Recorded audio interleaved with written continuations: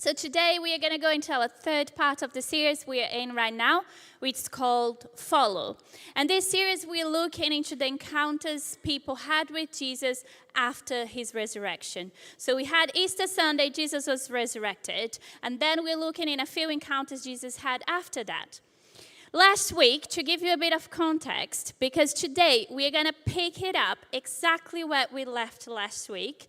If you're not here last week, I'm going to tell you a bit of what happened, but you also should go and listen to the podcast or watch it on our YouTube because it was a great message from Brian.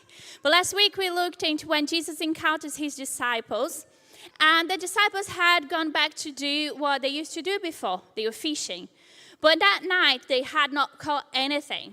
So then Jesus appears, does what he did the first time, tells them, go throw your net on that side, and then they bring the net full of fishes. Anyone remember how many fishes were there?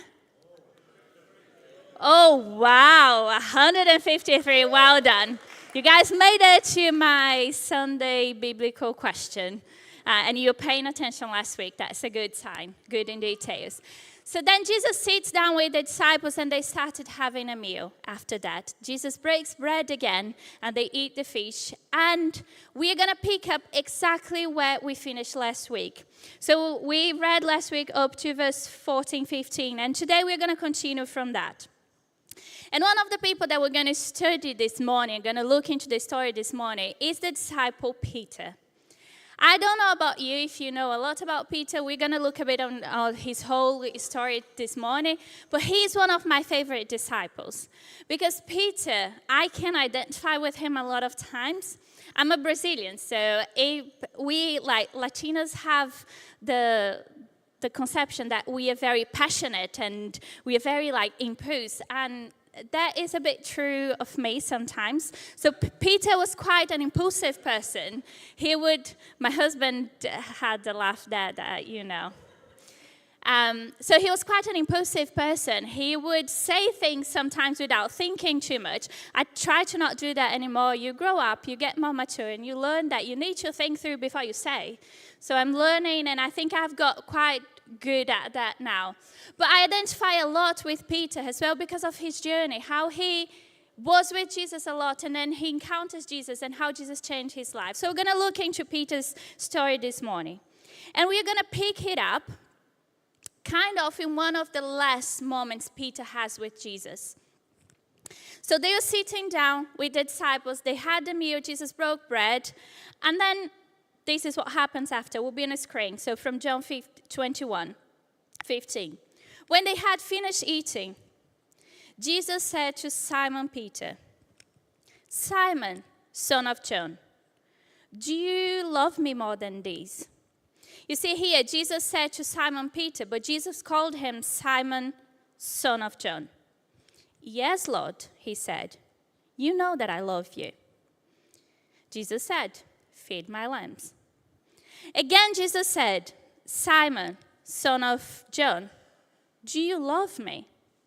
He answered, yes, Lord, you know that I love you. So Jesus said, take care of my sheep. The third time, he said to him, you know, Brian made a joke about déjà vu last week. Peter was living a déjà vu one after the other right now, because then Jesus goes again, Simon, son of John, do you love me? Peter was hurt because Jesus asked him the third time, do you love me? And his answer was, Peter changed a bit. He's like, let's not go on a déjà vu. But he says, Lord, you know all things. You know that I love you. Jesus said, feed my sheep. We're going to continue reading, but we're going to pause here. Two things that we see in this passage is how Jesus calls Peter. He calls him Simon, son of John. Why does Jesus do that if he's called Peter, if even the author of John is saying Simon Peter? So Jesus, when Peter was called, he was fishing. He was doing what he did. That was that's what he did for a job.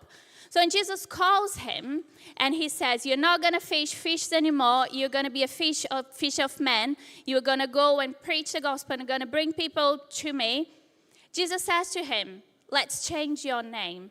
And he goes and stops calling and says, you're not going to be called Simon anymore. You are going to be called Peter, which means a rock. So Jesus is kind of saying, we're going to establish something strong here. So Jesus starts calling him Peter. But in this moment, when Jesus comes to him, Jesus calls him his old name. Why did Jesus do that? So the first thing we notice here, Jesus goes and calls Peter his old name. But then one thing here, it says Peter was hurt. Why was he hurt? It says the third time, Peter was hurt. Because if you have heard the story of Jesus and his disciples, you will know that Peter denied Jesus 3 times. But what happened here, and when Jesus even looks at him and says, Peter, the first time, do you love me more than these? He's pointing probably to the other disciples and asking, do you love me more than them? And Peter says, Jesus, I love you. But what happened if we rewind and if we go back, what happens is when Jesus starts talking about how he would be arrested, how he would be crucified, Peter shouts in his impulsiveness, no, you're not. And Jesus says, yes, I will. And then in the conversation, when Jesus says, and I will be denied, and I will be betrayed, and all that, Peter goes loudly and says in front of all of the other disciples, even if all of them fall, I want Jesus. You know, Peter is basically saying to Jesus, only over my dead body this will happen to you. And in that moment, Jesus turns to Peter and says, Peter, tonight, by the end of the day, you are going to deny me 3 times.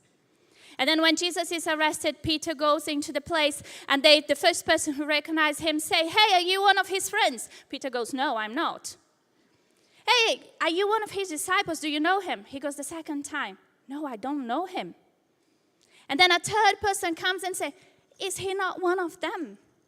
And Peter goes again, no, I don't know him. I'm not one of them. So you see, when Jesus comes to Peter and asks 3 times, do you love me? It hurts because Peter remembered what he had done. But was Jesus trying to call him by his old name or kind of remind him 3 times asking to hurt Peter? That wasn't. Jesus was doing that through love and in love to restore Peter. You see, when Jesus asked the first time, Peter, do you love me? The word love in Greek is, do you agape me? Do you love me that you would go to the extent of die for me? You would sacrifice yourself for me? And Peter responds, yes, I phileo you. Phileo in Greek means I have a love of brotherhood, a friendship. That's how I love you, Jesus. Then Jesus asked the second time, Peter, do you agape me? Do you love me to the extent of dying for me? And Peter answers again, Jesus, I phileo you. But then on the third time, on the original text, Jesus changed his question. He asked Peter, Peter, do you phileo me? And Peter, I think in that moment, if I could paraphrase Peter, he's basically saying, Jesus, you know, I've shouted that I would die for you. Jesus, you know, I thought I was better than the other disciples and that I would die for you. But Jesus, you know, 3 times I denied you. Jesus, you know my heart. I phileo you. I can love you as a friend. So you see, in English, we say we love things and people and stuff, and we only have one word. It's kind of if I tell you, I love barbecue. Sorry, the vegetarians in the room. I love barbecue. I'm a Brazilian. It's like my favorite. I could eat it. Not every day, but every other day, I would happily have barbecue. But then I also use the same word to say, I love my family. If the 2 things means the same, I'm in trouble, right? I can't love barbecue the same amount I love my family. It's nearly there. But I would like to think that if it gets to the point that if I needed to die for my family, I would die for them. But I definitely would not die for barbecue. So you see, the word that we use is the same. But when Jesus is asking, Jesus is saying, Peter, would you die for me? No, Jesus, I love you as a friend. Jesus, would you die for me? Peter, would you die for me? No, Jesus, I love you as a friend. Peter, do you love me as a friend? Is that what you say? Yes. That's what I'm saying, Jesus. And then Jesus gives Peter one of the most precious possessions that he has, his people, and say, he goes and take care and feed my sheep. So you see, Jesus wasn't trying to hurt people, to cause hurt. But when we start the journey of discipleship, when we meet Christ and we say, here I am, I can love you, Jesus, with this love that I can offer. This is what I can offer. This is the place I am. Jesus meets us there. And it changes everything. And Jesus gives Peter the mission to go, and he's part of the birth of the church. You see, discipleship, it starts there. When Peter encountered the risen Christ. Yeah. And in that moment, I could imagine when Jesus looks at Peter and kind of just says his name, Simon Peter. You know, I would imagine Peter was so ashamed. I think Peter probably thought, oh, there he comes. There he comes. I knew he would come back on me at some point. I knew he would. I think Peter probably, I don't know if he even tried to go back to his old ways, to do his old thing, because he thought, this will come back on me. I denied Jesus. He regretted that. The Bible tells us that after that, he had a moment of repentance, that Peter's go and cries. But I wonder what Peter heard, or what he thought, or how he felt the first time Jesus says, Simon, son of John. You know, his preconception probably already thought, I'm going to be judged here. My mistakes are going to be pointed out, because Jesus is even going back to call me by my old name. But what Jesus was doing was, he was restoring Peter and saying, hey, Peter, I know what you have done, but I still love you. I accept you how you are, and I'm giving you a mission from here. You see, when we come to Jesus, when we meet the risen Christ, things change. Peter goes from that self-centered person to the person who thinks he's completely strong, he can do it, even thinking he was better than the other disciple, probably thinking his spiritual life was better, he was spiritually more mature than the other disciples, to say, Jesus, this is what I can offer. And that's what Jesus accepts. And Jesus gives him the mission of feeding and caring. You see, John, this passage here, is not just a beautiful scene of Jesus forgiving Peter, but it's the heartbeat of discipleship. It's Jesus saying, welcome.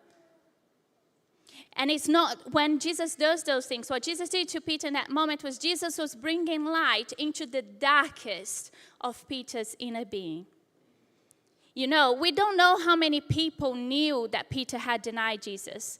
We don't know how many of the disciples knew that in that moment. It might have been just a Peter and Jesus thing. But when Jesus is doing that, he's not trying to shame Peter. When Jesus brings light into the inner being, the darkest place that exists in us through discipleship, it's not to hurt us. It's not to bring shame. It's not to judge. It's through love to restore us. Because he loves us so much that he cannot leave us how we are. So then we can become like him.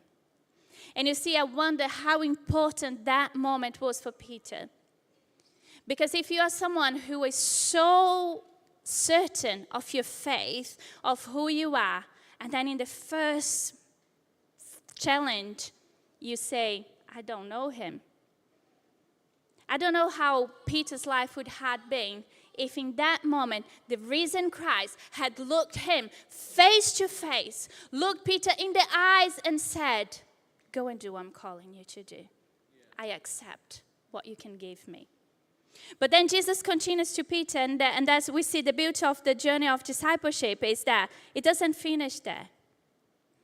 So he says to him on verse 21, very truly I tell you, When you were younger, you dressed yourself and went where you wanted. But when you are old, you will stretch out your hands, and someone else will dress you and lead you where you do not want to go." Jesus said this to indicate the kind of death by which Peter would glorify God. Then he said to him, "Follow me." You see, Jesus restores Peter with love, gives him a mission, but he tells him, "Peter, the discipleship journey, the journey I'm inviting you, comes with a cost." Because discipleship doesn't end when we meet the risen Christ and we are restored. Discipleship continues through obedience and sacrifice. History will tell us that Peter died crucified. So when Jesus is saying to him, with your hands stretched out, Jesus is saying, "Hey, I've just been there. And that is where I'm inviting you to come. I'm going to make you be so much like me that people are going to hate you and they are going to kill you." And that's hopefully not the journey Jesus is inviting us right now, but that is the journey of discipleship. Things inside us have to die, have to change. Jesus will bring light not to hurt, but to transform for his glory. Jesus finished saying that's how you're going to die for the glory of God. Peter goes from the person who is denying Jesus to, at the end of his life, dying for him.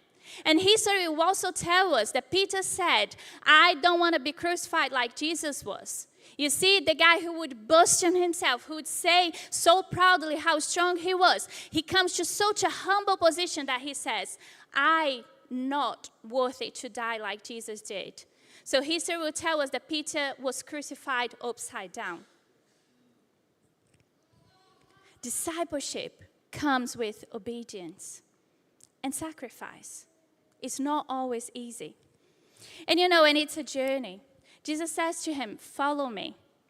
Jesus doesn't say to him, "It ends here, go on, do your own thing." Jesus says, "Follow me." And as we see in Peter, that's why I love Peter.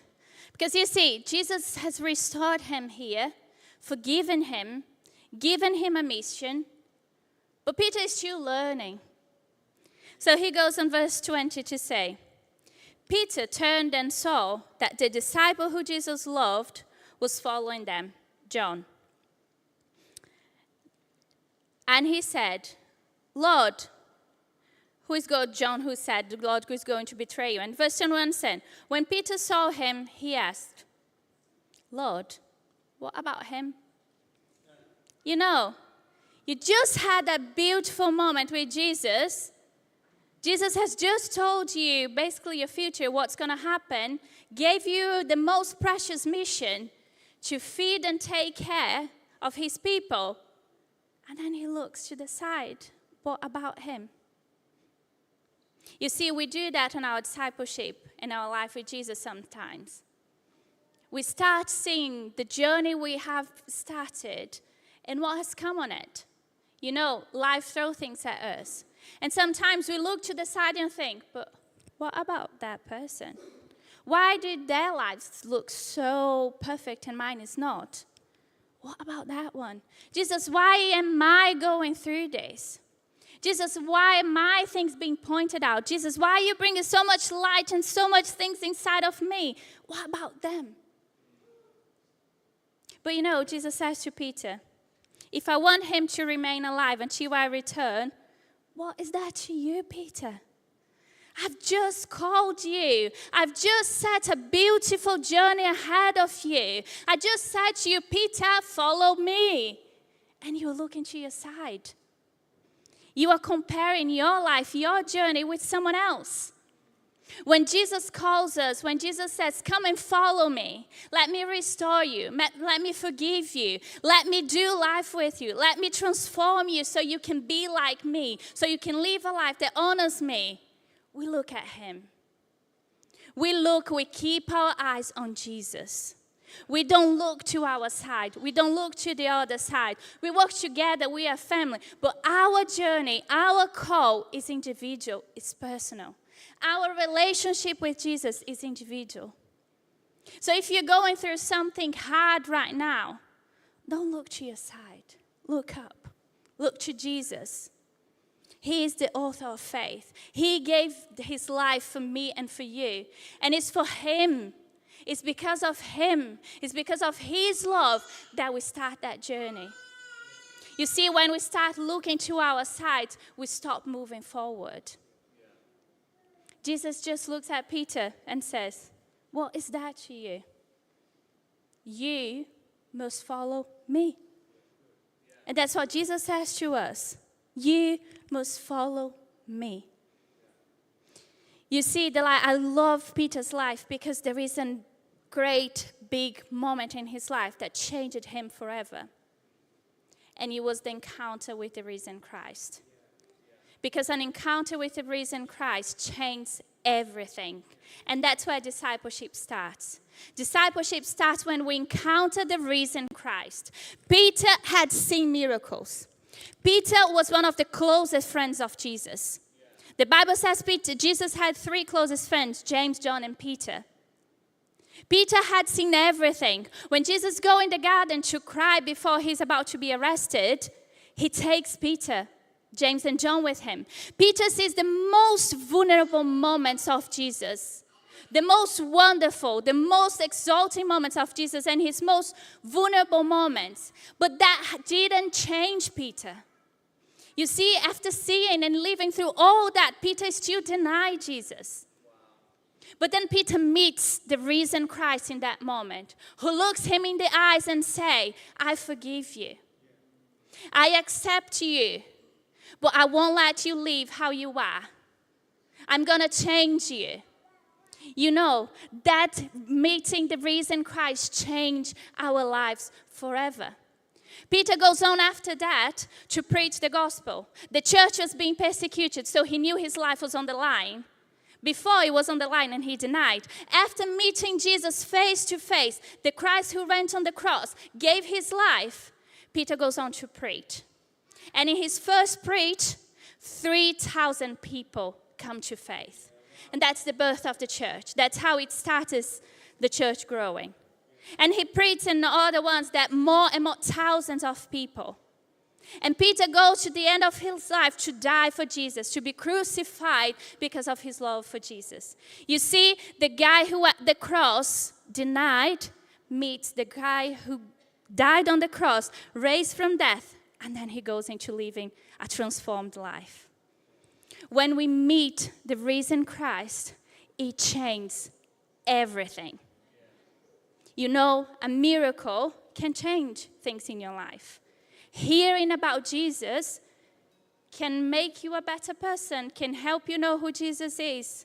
Seeing what Jesus does, but it's only when face to face we meet the risen Christ that he shines light into a most dark inner being of ourselves.